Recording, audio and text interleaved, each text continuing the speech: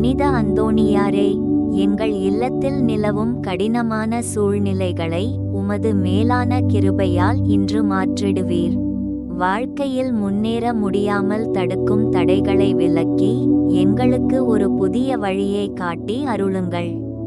நாங்கள் செய்யும் தொழிலில் வளம் பெருகச் செய்யும்.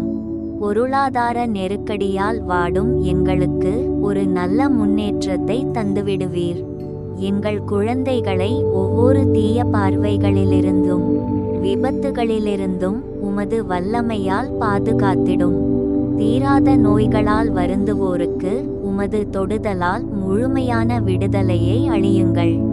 நம்பிக்கையற்று தவிக்கும் எங்கள் உள்ளங்களில் புது தெம்பையும் தைரியத்தையும் நிறைத்திடுவீர்.